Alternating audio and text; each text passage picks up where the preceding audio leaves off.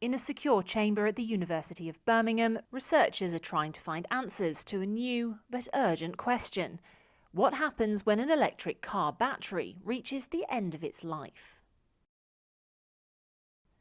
This is one current method of recycling known as shredding.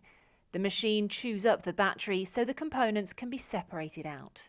But there are some issues. Shredding and sorting is a good way of doing it, but we could do better.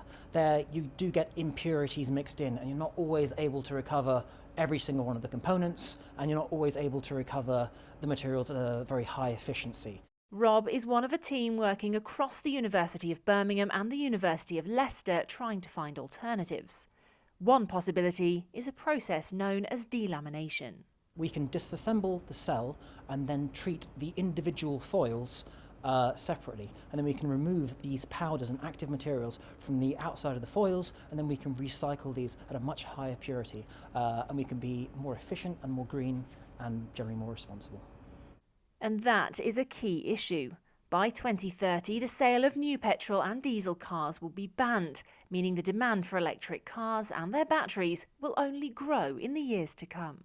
Now, these tend to have a lifespan of between 10 to 15 years, and scientists want to find ways of extracting the rare and valuable metals used to make them, such as cobalt, lithium and nickel, so they can be recycled and used for the next generation of electric cars. That requires less energy and inflicts less environmental damage than mining for the raw materials.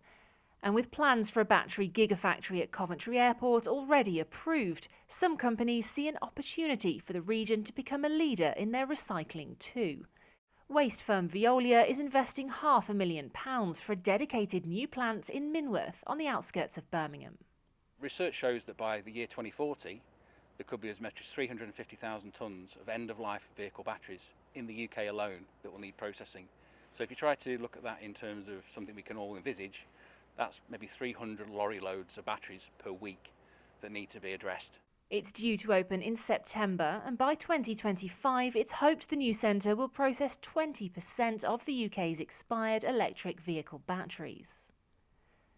Meanwhile, researchers are also looking at ways to make recycling easier right from the start. We've got to deal with the electric vehicle batteries of today, but also we can imagine electric vehicle batteries evolving into the future. So we're also looking at how you can design those batteries to be able to recycle them. Things like glues and adhesives are real problems to take apart. So how can we design batteries that can be more easily recycled? Without recycling, mountains of toxic waste would build up quickly as the UK moves towards petrol-free transport. It's hoped research like this will mean that reducing carbon emissions today won't create a different problem to solve tomorrow. Charlotte Cross, ITV News, Birmingham.